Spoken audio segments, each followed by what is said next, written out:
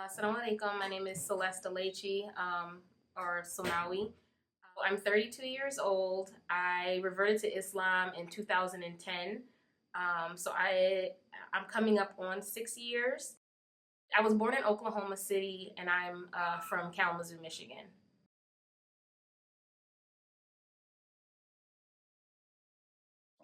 Life before Islam, I had a pretty typical childhood.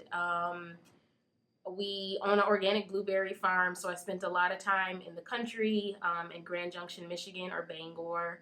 Um, I went to high school. I was a cheerleader. I was a captain of the cheerleading team for 2 years in high school.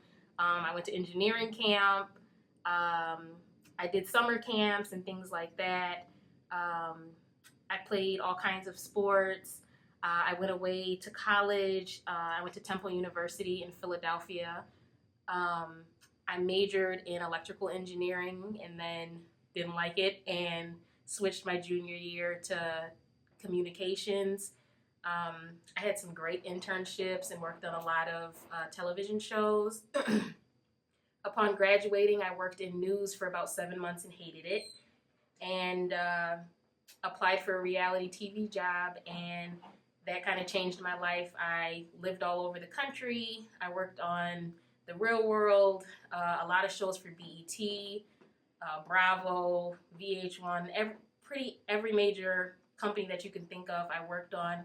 I worked my way up from a production assistant to an associate producer. So some of the famous people I worked with, Kerry Washington, who's on Scandal now. I did a brief thing with Jamie Foxx, Anthony Mackie, Nia Long, Kate Hudson. I did a movie with Kate Hudson.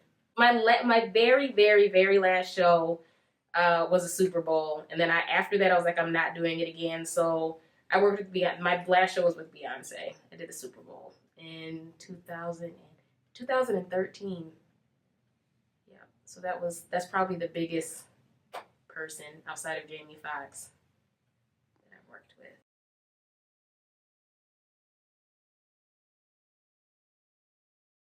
And so that's probably pretty much my life before Islam. I was heavily involved in church. I was actually the president of my youth ministry as a teenager.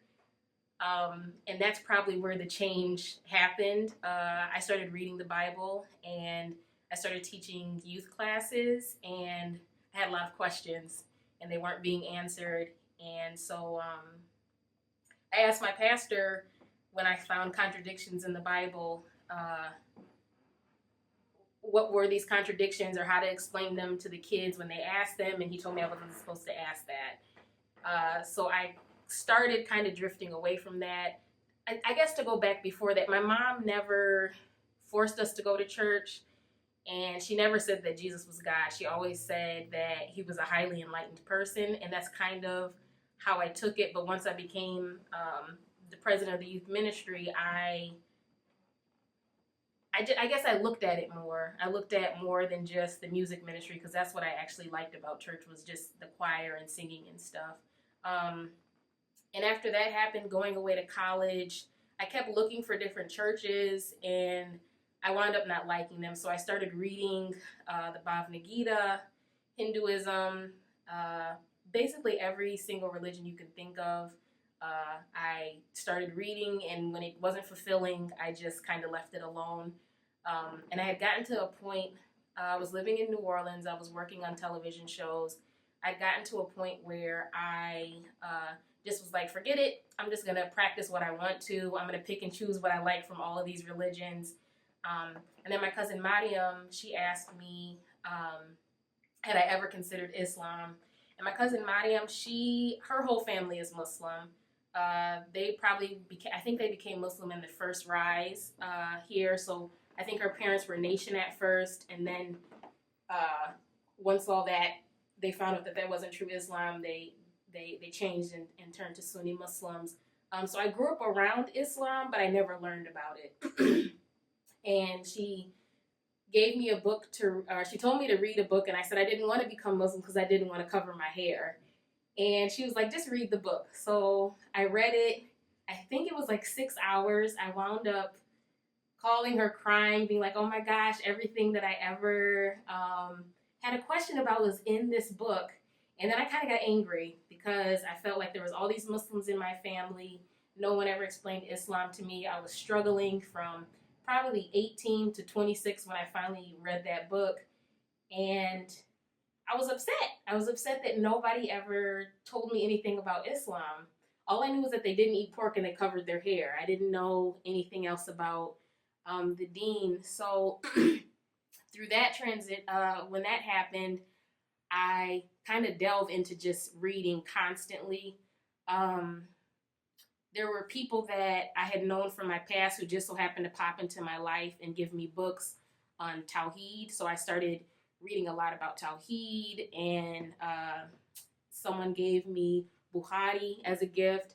So I just really read and did television shows, and the people that work with me saw the transition, and they were pretty much okay with it. I went from like wearing, I guess, regular clothes now, what I would see as risque, to wearing like leggings with a bun and a long t-shirt, to wearing like maxi dresses and making sure my arms were covered and just hijab, to wanting to like wear an abaya. And when I started getting to the point where I wanted to wear a abaya, I knew that I couldn't work in television anymore. I didn't like the shows that I was working on.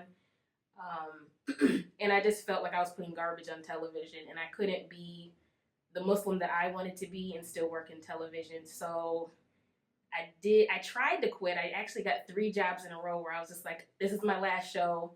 And then another job would come and I just couldn't turn down the money. And then it would happen again and it happened again. And finally I was just like, I'm not doing it anymore. I moved home to live back at home with my parents, and took a job at a library, and found like some Muslims that were in my community and started talking with them. But I feel like it was a little bit harder when I came home because I was kind of isolated when I worked in television. And then there was all these different things kind of coming at me when I moved home. And I actually got the hand, foot, and mouth virus from one of my little cousins that I took care of. And I didn't want to go to work. And so I had wanted to wear a veil, and I just didn't think I would be able to in the library. And I told them what I had. They let me wear the veil, and I just never took it off.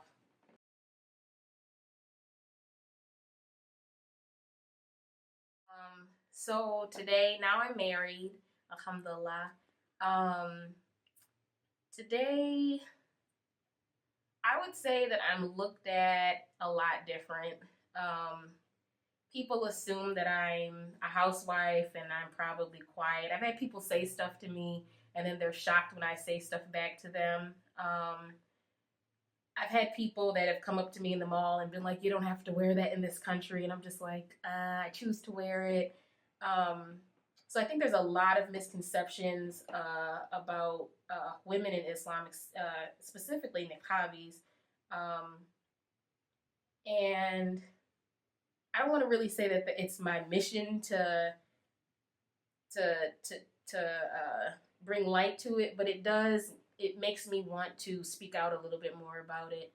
Um, there's a lot of niqabis that are very accomplished, that have degrees and hold lots of jobs and things like that. I feel like the media perpetuates it, of course. That was one of the reasons why I didn't like working in news.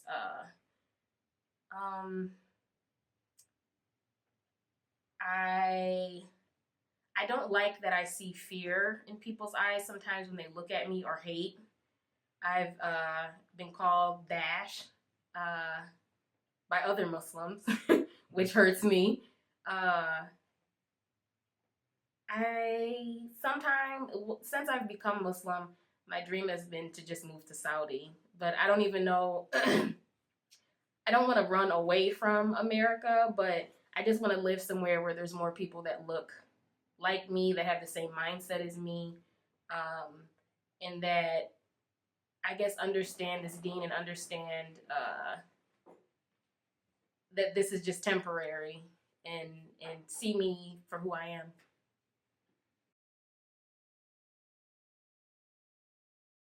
I would say be yourself And also, don't be afraid to talk. I worked, before I got married, I was the interim executive director at a nonprofit organization.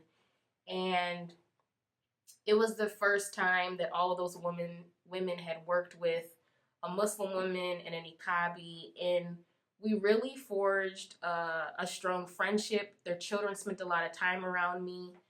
One of my friends that actually just moved to Georgia, her daughter got so excited because she saw a niqabi and she thought it was me. So I would say to not be afraid to go out into the workplace, not be afraid to be yourself.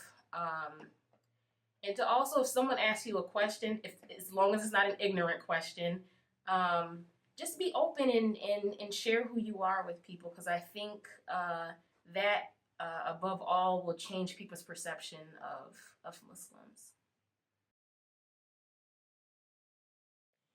So with transitioning, it was studying. Everything is spelled out so plain and clear. You can't really misinterpret what this deen is if you're truly studying. There's tons of resources. There's books where people, they've made this their life works, and it's repeated over and over and over again. It's not something that you have to search for, in a sense that it's some hidden secret. In the my transition probably was sped up more than other people's because I was by myself, and there was things that I did go through where all I had was this deen, and so I kind of immersed myself in it. This is my story, and I've shared my story with you. Now, what's your story?